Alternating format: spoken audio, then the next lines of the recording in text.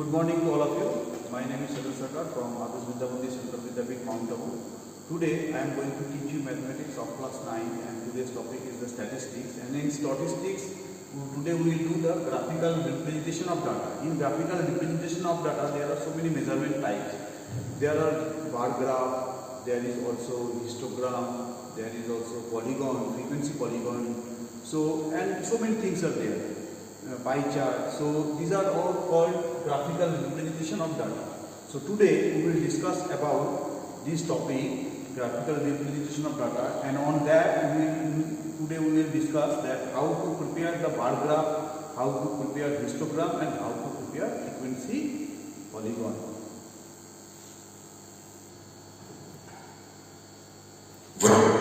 When the data is presented pictorially or graphically before the learners, it makes the presentation eye-catching and more intelligent. There are many forms of representing data graphically. They are bar graph, histograms of uniform width and of varying widths, and frequency polygons. Let's go through them one by one. Bar graph. We know that a bar graph is a pictorial representation of data, in which usually bars of uniform width are drawn with equal spacing between them on one axis, say the x-axis, depicting the variable. The values of the variable are shown on the other axis, say the y-axis, and the heights of the bars depend on the values of the variable. Let us take one example to read the bar graphs. Observe this bar graph. This represents the number of chocolates that Nina ate last week. Now can you tell which day did she eat the most number of chocolates? We can see that on Thursday she ate the most number of chocolates. Now look how to draw the bar graph. In bar graph, the variance value we represent on x-axis and the frequency we represent on y-axis. Like years here and Monday, Tuesday, Wednesday, Thursday, Friday, Saturday. That means the week days are here. These we represent on x-axis. These are called variate value, and this is the frequency. That means the frequency on the y-axis.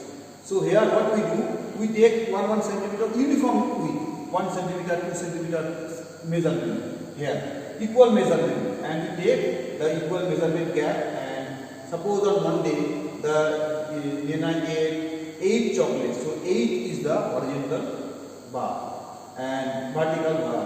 And this is also there. On Tuesday ate 6 chocolate. In Wednesday ate 4 chocolate. In Thursday 12 chocolate. So in such a way we represent one bar for individual variate value. In such a way you draw the bar graph. And you know that this bar will be the parallel bars. And these will be perpendicular on the x-axis. So whenever we prepare on a graph paper, then there is no problem. If we draw it in a blank paper, then this axis and this axis should be perpendicular to each other, and we will prepare according to this. So in such a way, you will do the next part. Drawing bar graphs. Now we will learn how to draw the bar graph. Look at this table. This shows the data of the expenditure of the family with a monthly income of 20,000. Let us draw a bar graph of this data.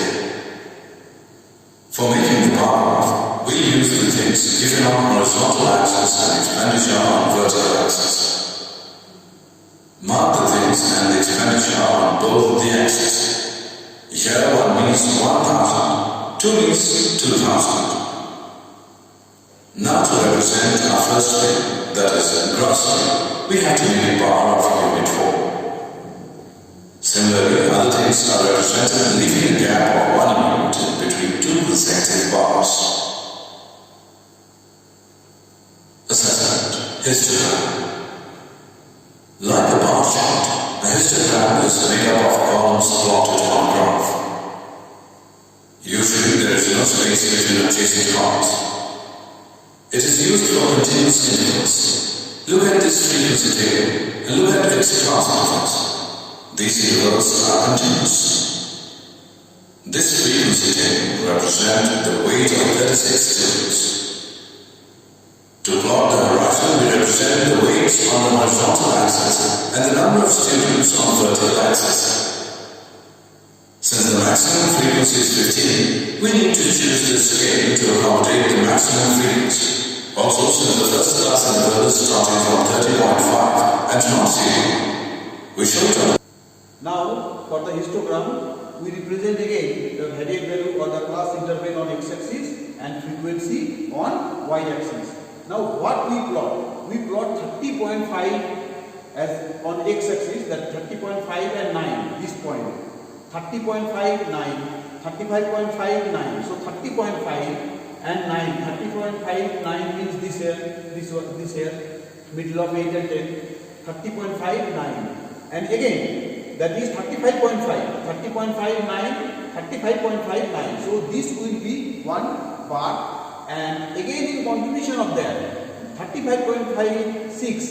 40.5, 6. So what we write? We represent or we plotting the point 30.59, 35.59, 35.56, 40.56, 40.515, 45.515. So in such a way, that means 30.5 will one time is 9, then 35.5 again for 9 and 35.5 in for 6. And that's why it is a continuous bar. Okay, and not only that, for histogram, always remember that class interval should be continuous. Continuous means 35.5 and then again in the second class 35.5. It is 40.5 again. It is also here 40.5. 45.5 again here it is 45.5. So in such a way that should be continuous and we represent on a graph paper histogram. On the axis. Let us now draw the rectangle for the class interval 30.5 to 35.5 of length 9 cm. Similarly, we draw the other rectangles. This is called a histogram.